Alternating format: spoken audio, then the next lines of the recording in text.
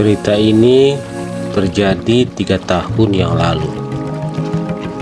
Selagi aku masih bekerja di salah satu jasa pengantaran barang dengan motor.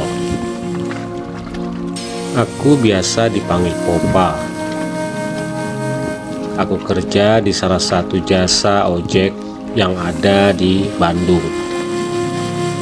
Dan pengalamanku ini adalah salah satu pengalaman dari banyak hal yang aku alami selama aku mengantarkan barang. Pada malam itu, waktu menunjukkan pukul 10 malam. Para pegawai pun sudah siap-siap untuk pulang. Lalu tiba-tiba kami mendengar dering telepon berbunyi, dan bagian customer service pun menjawab telepon itu. Halo, selamat malam. Ada yang bisa dibantu? Terus dari sana menjawab, Mas masih beroperasi nggak? Tanya seorang wanita di ujung telepon itu. Aduh, maaf, untuk saat ini udah close karena jam operasional cuma sampai jam 10 malam, jawab CS kami. Mas, tolong aku kali ini saja.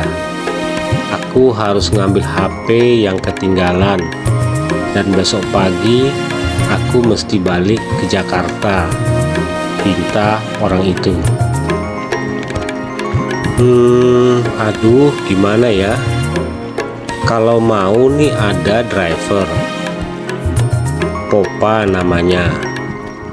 Dia bawa pulang kendaraan kantor. Nanti paling ibu bisa kontak komunikasi aja sama dia. Kalau boleh tahu alamatnya kemana ya? Tanya CS kami. Ke komplek di sekitaran Jalan Sarijadi. Rumahnya di pojok atas dekat rumah Nuansa Bali. Bilang aja kalau mau ambil HP Ibu Nia. Gitu ya. Ditunggu ya Mas. Nanti diantarkan aja ke rumah saya di Jalan Cihampelas, ucap ibu itu yang ternyata bernama Nia. Lalu aku pun pergi menuju sebuah komplek di daerah Sarijadi itu. Dan setelah 40 menit perjalanan, sampailah aku di komplek yang begitu luas. Namun suasana kompleknya sangat gelap, seperti komplek yang tidak berpenghuni. Hanya lampu pos satpam saja yang menyala. Lalu aku pun bertanya kepada satpam tentang alamat yang diberikan Bu Nia tadi. Lalu Pak satpam itu mengarahkan, katanya hanya menanjak, terus lurus, nanti belok ke kanan. Aku pun pergi setelah mengikuti arahan dari Pak satpam itu. Namun karena ini pertama kalinya aku ke sana, aku pun sempat nyasar. Aku lihat kiri dan kanan, banyak pohon yang sangat rimbun. Lalu aku pun kembali putar arah dan mencari alamat rumah itu. Hingga akhirnya aku masuk ke salah satu blok, di mana rumahnya seperti rumah lama dengan nuansa tradisional. Banyak pohon akar gantung dan bunga kemboja yang menghiasi rumah-rumah itu, dengan kondisi jalan yang sangat gelap. Setelah aku cari-cari sambil melihat catatan alamat dari Bu Nia itu, sampailah aku ke rumah yang dimaksud. Aku pun memarkirkan motorku. Kulihat rumah itu nampak sunyi. Ya, mungkin karena sudah malam. Aku pun disambut oleh seorang pria sekitar umur 45 tahunan. Dari perawakan dan penampilannya, sepertinya dia security di rumah itu. "Pak, maaf, saya dari kurir. Ini mau ambil HP yang ketinggalan punya Ibu Nia. Katanya langsung ambil aja," ucapku kepada bapak itu. Kemudian bapak itu hanya mengangguk lalu pergi meninggalkanku. Nah, singkat cerita, dia pun kembali sambil membawa HP-nya dan diberikannya kepadaku. Setelah itu dia pergi begitu saja tanpa berkata apa-apa. Jutek banget nih orang. Nggak ada ngomong makasih kek, apa kek, pikirku dalam hati. Aku pun tidak terlalu ambil pusing. Ya, mungkin penjaga itu sedang terburu-buru atau sudah malam yang harus kembali berjaga. Setelah dia kembali, aku pun siap-siap pergi untuk meninggalkan rumah itu. Aku menyalakan kembali motorku. Ketika aku putar balik dan akan pergi, kulihat ada seorang perempuan sedang menyapu. Cantik, sangat cantik. Ia memakai baju berwarna kuning dan memakai rok sebetis berwarna coklat. Kuperhatikan perempuan itu. Wajahnya benar-benar cantik, sehingga membuatku menatapnya lebih lama. Mungkin karena dia tahu aku memperhatikannya, dia pun menunduk dan lanjut menyapu. Aku pun menyapanya sambil lewat dan pergi. Aku sedikit iseng sih, karena dia cantik. "Teh, punten, ikut lewat ya," ucapku. "Lagi nyapu ya teh? Sendirian aja nyapunya? Mau saya temani?" sambungku. "Ya, diam aja nih si teteh. Ayo sini jalan-jalan dulu, saya bonceng," ucapku sambil terus memperhatikannya.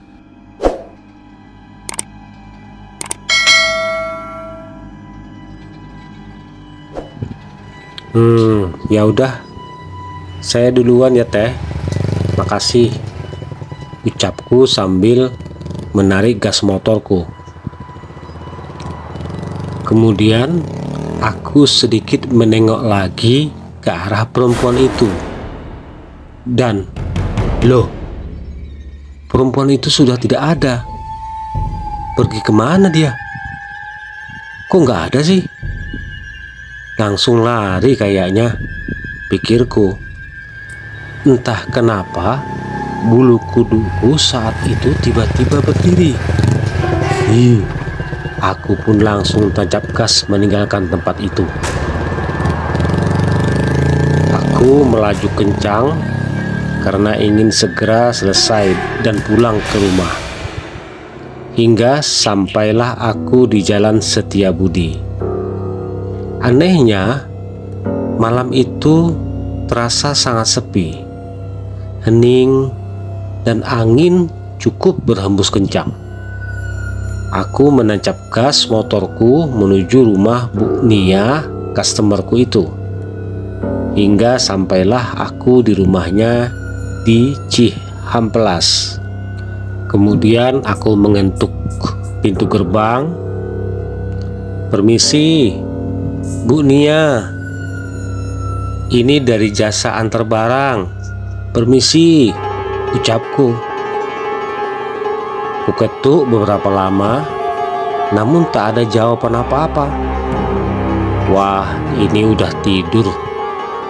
Alamatnya bener, ada di sini. Mana orangnya? Tanyaku dalam hati. Permisi, dari jasa antar barang. Permisi, teriakku sekali lagi. Kemana nih orangnya? Gumamku.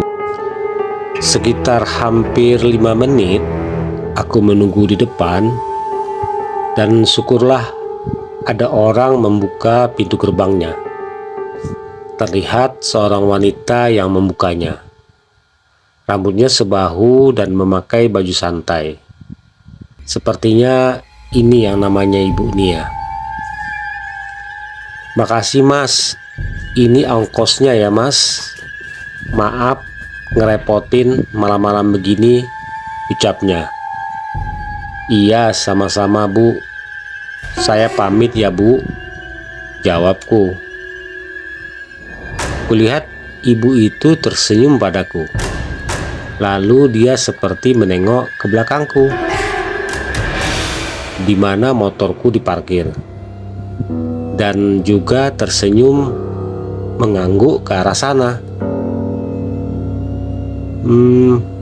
Kenapa Bu? Tanyaku heran. Oh iya Mas, itu pacarnya suruh pakai helm. Bahaya kan naik motor nggak pakai helm, jawab Ibu Nia. Hah? Pacar? Saya sendirian loh Bu. Soalnya ini kan sekalian pulang saja.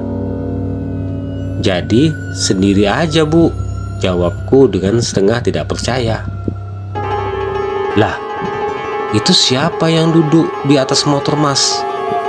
Perempuan itu? Tanya Ibu Nia sambil menunjuk ke arah motorku. Ketika aku tengok, tetap tidak ada siapa-siapa. Bulu kudukku merinding seketika. Aku pun berpamitan lalu langsung pergi meninggalkan ibu itu. Entah apa maksud dari Ibu Nia berkata seperti itu. Sugestiku jadi semakin tinggi. Motor yang sejak tadi aku naiki ini kini terasa berat, dan juga seketika tercium bau busuk dari arah belakangku. Lalu aku pun menengok ke belakang, dan ternyata untung tidak ada apa-apa. Aku pun kembali melihat ke depan. Perasaanku mulai tidak enak. Sampai, astaga, tiba-tiba ada tangan yang terasa memelukku dari belakang. Sontak aku kaget, dan aku rem mendadak motorku. Aku langsung menengok ke belakang, dan untung tidak ada siapa-siapa lagi. Aneh. Jantungku berdegup kencang. Aku lanjutkan lagi perjalananku. Sampai tak jauh di depanku, kulihat ada seorang perempuan yang sedang berdiri di pinggir jalan, memakai baju warna kuning dan rok berwarna coklat. Aku seperti tidak asing dengan perempuan itu. Dia melihat menyetopku untuk berhenti. Mungkin disangkanya aku tukang ojek. Namun aku tidak berhenti dan terus saja melajukan motorku dan melewatinya. Dan setelah hampir jauh, astaga, aku melihat lagi sosok itu lagi-lagi di depanku. Iya, wanita yang sama. Dia menyetop motorku, memakai baju kuning dan rok coklat.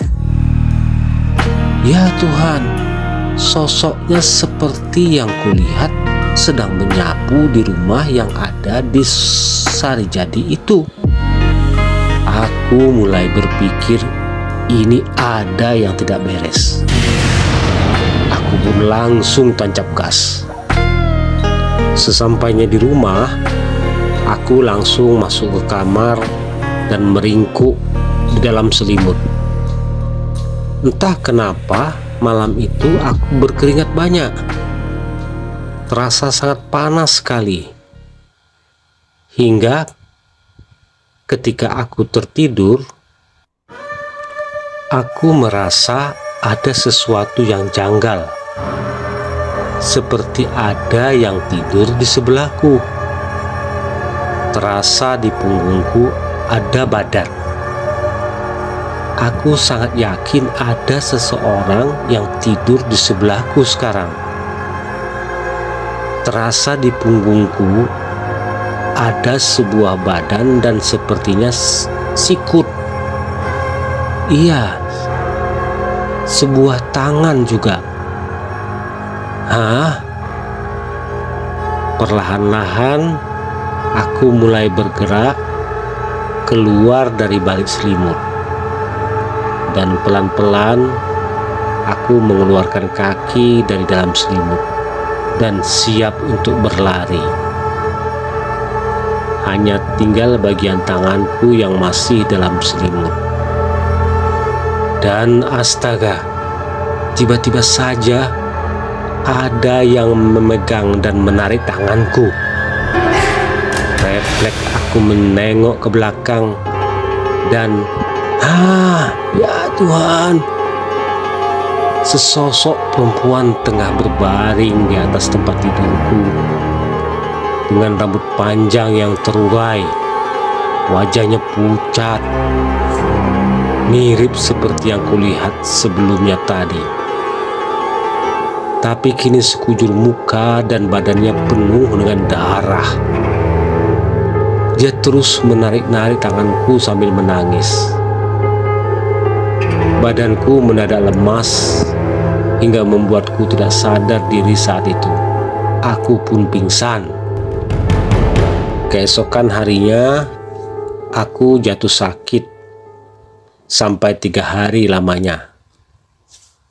Aku pun pergi ke dokter. Anehnya, dokter bilang aku normal, sama sekali tidak sakit. Tapi aneh, setiap malam aku merasa panas dingin dan tidak karuan. Lalu kemudian datanglah kakekku yang berkunjung ke rumahku dari luar kota.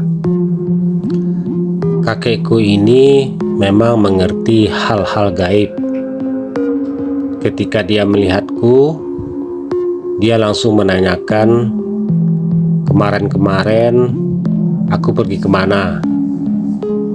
Dan aku menjawab, kemarin aku kerja dan pulang kerja aku ke komplek Sarijadi untuk ambil pesanan langganan.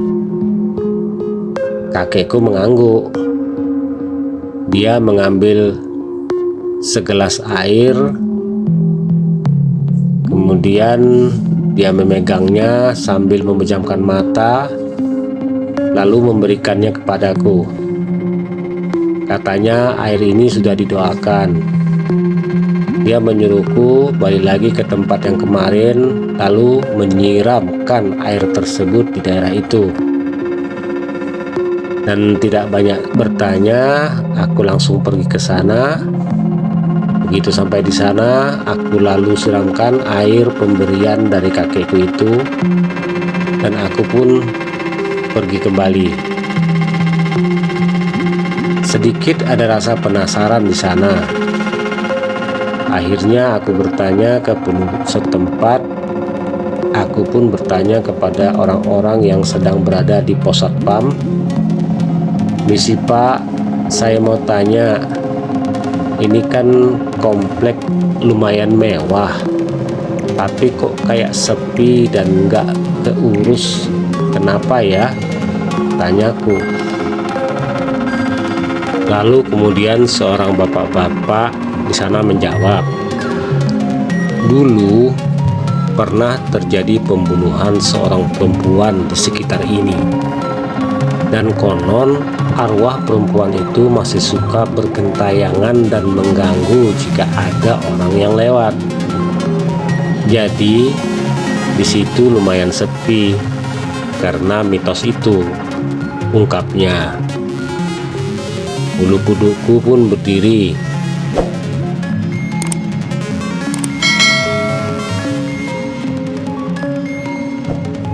Mungkin yang ikutku kemarin itu adalah perempuan korban pembunuhan yang bergentayangan di sekitar sini.